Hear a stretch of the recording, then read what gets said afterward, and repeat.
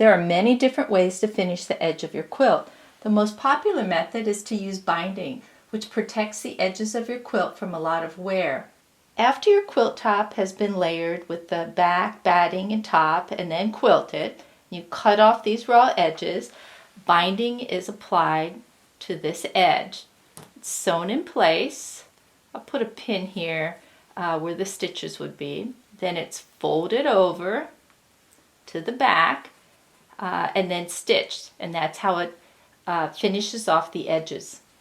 I want to share some samples of alternate methods for finish off the quilt's edge. You could layer the back, the batting, and the top together, and instead of applying binding to the edge, you could take the top, put right sides together to the back, and then sew all the way around the edge, leaving a little area, an opening so you can turn it inside out. And you would get something that looked like this. You'll notice there's a seam on the edge here. There's no binding. This works great with a small quilt where you don't need to put in a lot of quilting. You'll notice there's no quilting in here at all. But if you want a lot of quilting, this method makes it difficult to get the layers to line up properly for your quilting stitches. Another way to finish the edges is to make a sort of chenille, like on this quilt. You layer the back, the batting's cut a little bit shorter, and the top.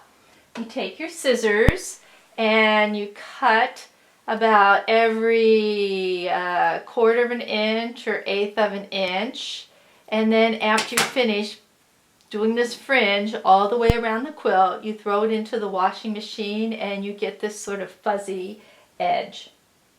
This is a very different look. It works well with a rag quilt, but I am going to say this makes a mess when you wash it, and I don't recommend using this method on all of your quilts. But it is fast and easy to use. And let's look at this third method here.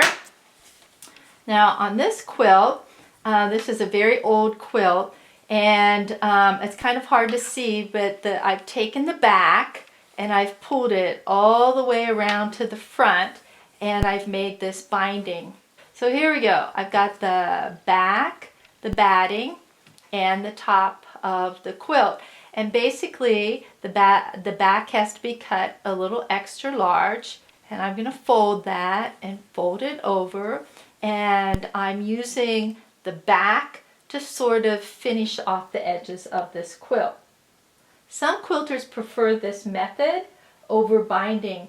This works best on a quilt that doesn't get a lot of wear or washings. In this video series, I'll show you how to make a double fold straight of grain or cross grain binding like this, and then how to apply that binding to the edge of your quilt to finish it off like this. You'll find more videos about binding at learnhowtoquilt.com.